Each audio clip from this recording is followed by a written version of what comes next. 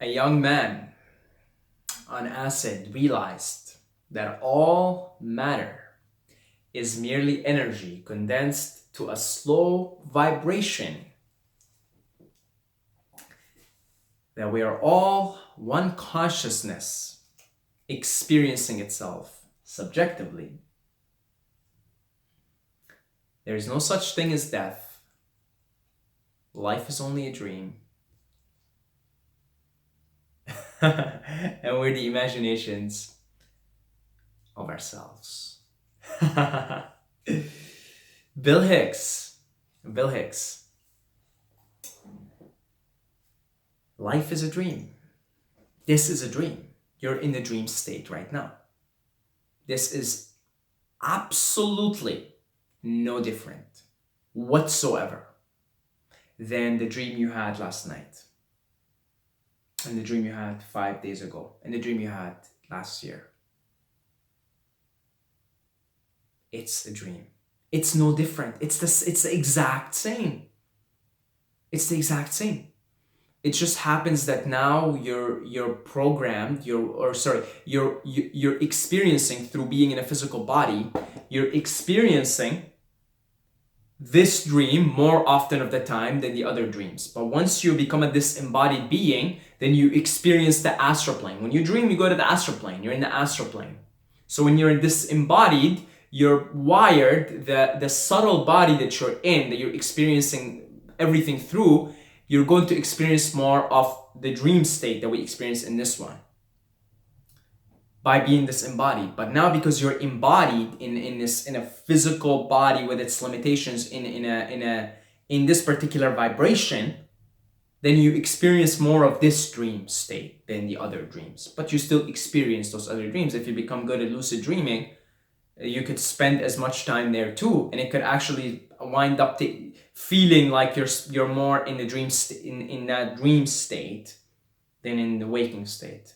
Okay, but the waking state is just another dream. Okay, this is just another dream. You're a dream character. I'm a dream character. This is the dream state.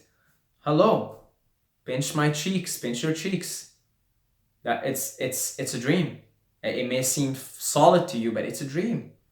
You're imagining yourself. You're imagining yourself to be whoever you are, your name, your occupation. I'm imagining myself to be Saeed. Even naming myself Saeed. This is my imagination. It's in my mind. We're the imaginations of ourselves. We're dream characters. We're God consciousness experiencing itself subjectively. This is a dream. You're a dream character. I'm a dream character. There's nothing to be afraid of. There's no such thing as death. Life is only a dream. We're the imaginations of ourselves. You know, if you lucid dream and you know you're dreaming, you do anything you want. You don't care. You don't care. You don't care because you know it's not gonna happen. You're gonna wake up. Right? Whenever I find myself lucid, I recognize that I'm in a dream. I do whatever the hell I want. Anything. Okay? I fly. If I'm driving a car, I go really fast. I remember one time I was lucid and I recognized that I was lucid, and I got some Lucy, and I did a lot. I took like maybe, I don't know, 4 or 5 tabs because I didn't care. I knew that I was totally safe, and I had such a blissful, oh my God, it was so blissful trip. And I did everything in that trip. I was walking through cars like this. Because I knew I was in a dream, and there's no consequences. I'm gonna wake up at the end of it, so there's no such thing as death. So I did whatever I wanted. Okay. And once you recognize that there's no death, then you kind of have the same attitude here. Now, of course, look, you want to have a good dream or you want to have a nightmare. There are certain things that if you do, like if you murder someone, they're going to put you in jail. Now that's a nightmare for the rest of the dream. Okay? So you've got to see what the rule sets are. What's your circumstances? What's your situation? Where are you in the dream state? Where are you in the dream state? If you're living in Saudi Arabia and you get out and you say you're a woman and you take off the hijab, That's not a good move to make in that dream state, because you're gonna end up being a nightmare. They're gonna take you to jail or something. You're gonna be shamed by all society. It's not a good move. You go move somewhere else in a dream state. You go to Europe or something, or any other place that's tolerant of that kind of behavior, and you do that. Okay? So you've got to play with the rules sets in your circumstances and where you are in the dream state, and then figure out what your vision in the dream is, and then align yourself with that vision. Okay? See, like for example, my vision is to be living in a quiet, calm, serene, warm, sunny place. So now I discovered the vision and I started to work towards it. And now, as a result, as a consequence, I am moving to Thailand. I am teaching children online English. And so I discovered my vision, I started to work towards it, and boom. Now I'm moving away from a particular part in the dream state into another one that is now more favorable for my dream character. Because I am in touch with the dream character, I'm in touch with its programming, with its mind and body, and I hear it, I feel its flow, and I follow the flow. That's the Tao. So you discover your vision in the dream state, and then you execute it, and there is a sense of feeling like you're aligned. Okay, like for example, when I decided to move to Thailand, I kept seeing synchronicities everywhere. Numbers, 11:11. Every time I looked at the clock, it's 5:55 or 4:44.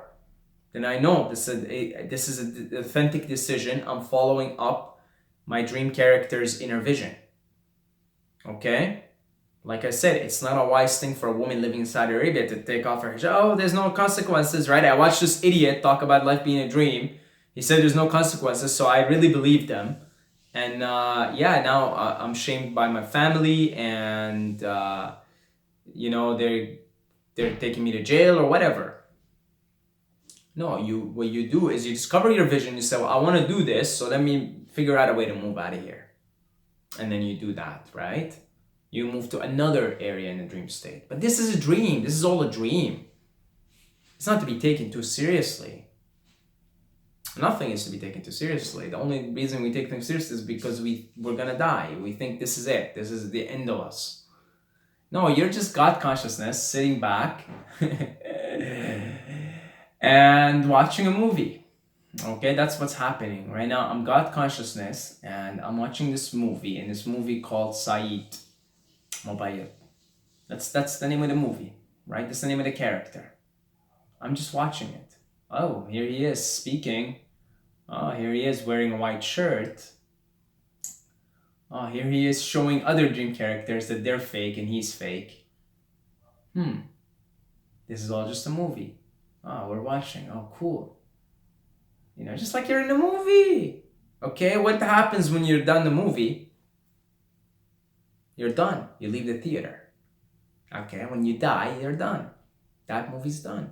You can throw it away. It's in the Akashic records. You can revisit it anytime you want as God consciousness. This is why when you hear stories of self-realized beings, they could be anybody they want at any time. This is how Ram Dass's guru was able to read his mind, tell him about his mother's death from spleen, tell him about every little detail in his childhood. Because he's done the game. He's able to play any character. It's like a CD. You give me a CD for a movie, I put it in my laptop, or a USB, I put it in my laptop, it's done. I watch it, I'm done with it. I put on the USB somewhere else. I can put the USB anytime in again and watch the movie. Okay? So God consciousness is infinite, so it has this infinite number of dreams, and it wants to experience itself in all these dreams for an infinite number of times. Really genius. God is a genius. You're a genius. I'm a genius. We're geniuses. I am a genius. I am. It's magnificent. It really is. It really is. It's beautiful. God is beautiful. Beauty. God is beautiful. This is all beautiful. It's a beautiful dream. I got a thing there on the wall. It says, I love Maya. Because I love Maya. Because I love the dream state.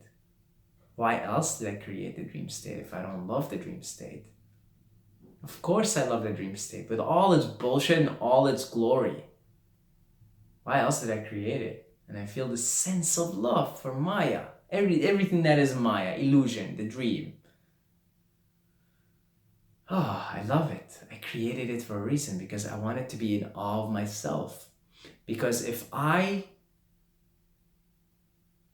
not aware of what I could create and how beautiful it is, how could I be aware of myself? Because I'm pure awareness. There's nothing to be aware of. You see the dilemma here? You see why creation arose? Because you're pure awareness. See, you're light, but you can't. That's the void, shunyat, emptiness that the Buddhists talk about. The void. What is it? Why did they call it emptiness? Why do they call it darkness, blackness, no thingness? See, the thing is, it's pure light, but it can't be aware of its luminosity. So it has to create this to be aware of its luminosity. Otherwise, if it's just pure awareness, it can't see its luminosity because it is so good. It's so light. It's so magnificent. It's so magnificent. It's so beautiful.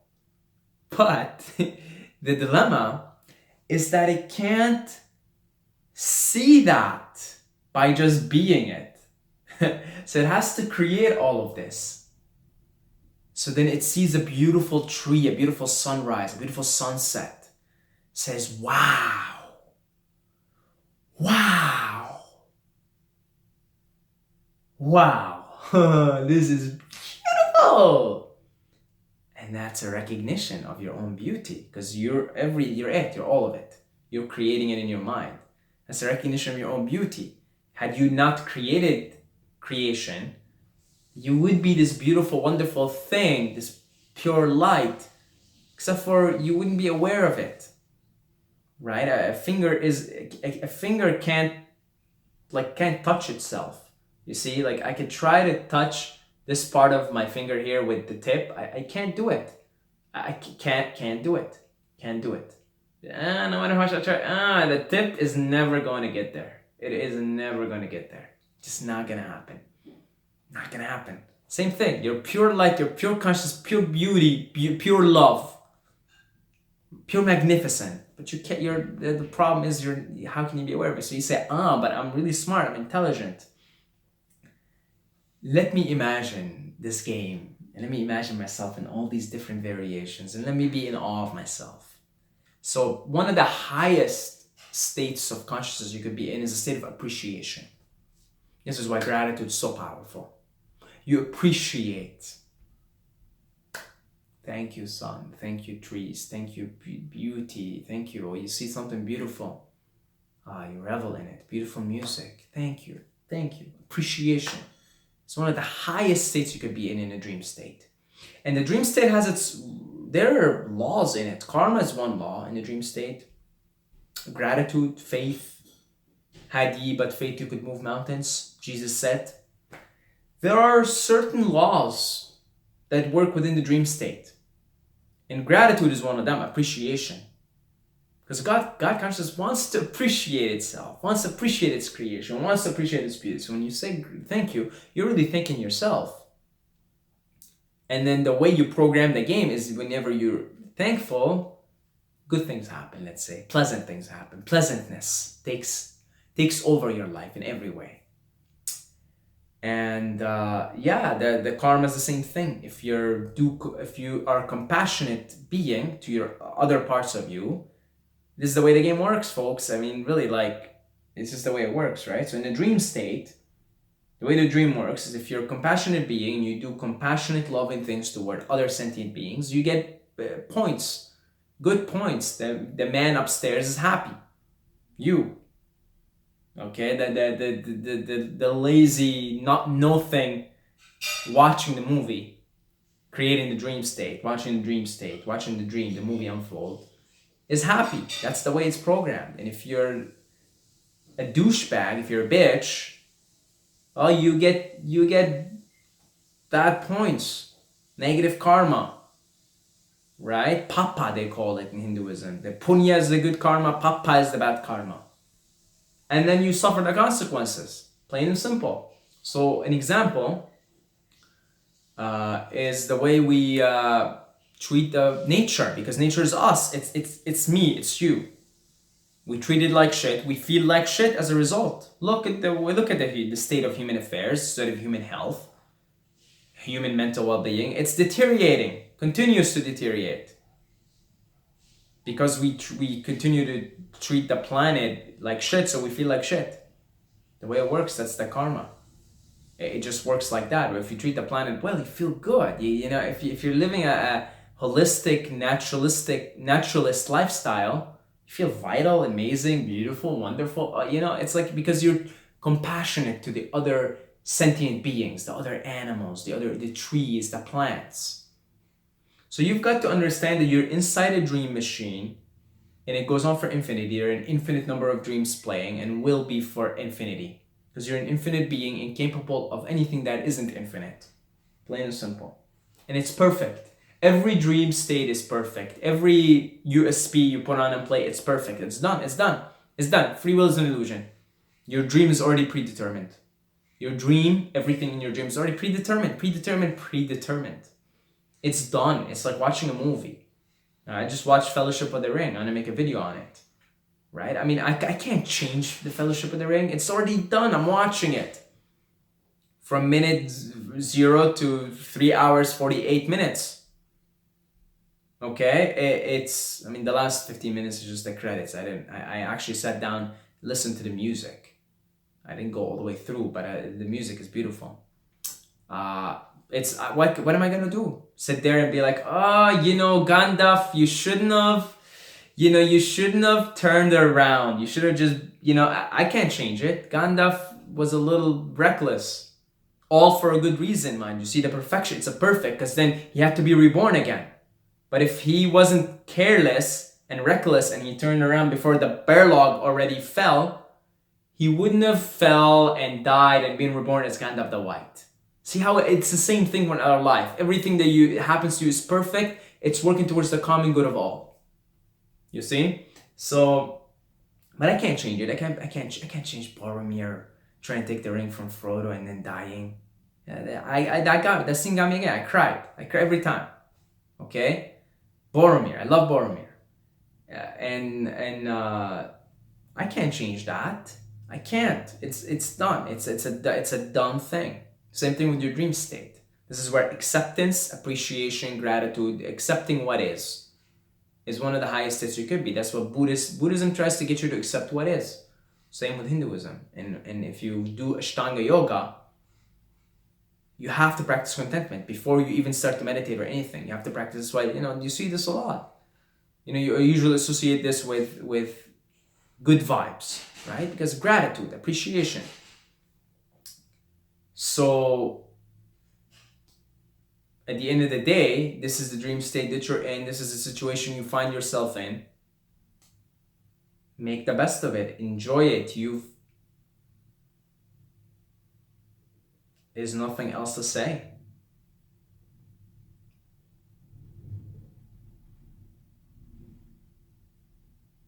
There's nothing else to say. That's your own creation. And it all is leading to the common good of all. Because you're such a loving, magnificent, compassionate being. So, you see that just because it's a dream, it's not, when we say life is an illusion, it's Maya, it's a dream, it's a play. That's not to trivialize it. That's just to see it for what it is. But you've got to go on. I mean, what are you going to do? You're going to escape the dream? You're going to go commit suicide? Or perform Mahasamadhi and go somewhere else? Well, you're just in another dream. Maybe a better dream.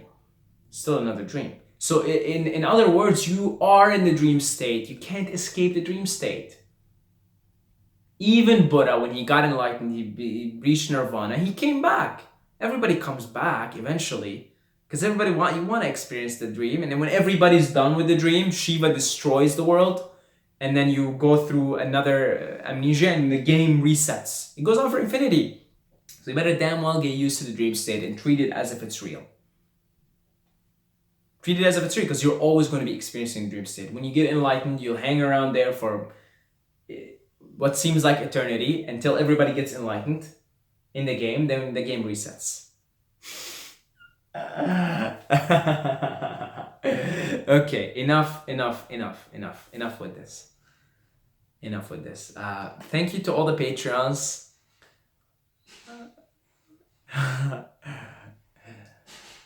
Thank you to all the Patreons who support this channel. You guys are awesome. You guys are amazing. You're making my dream better.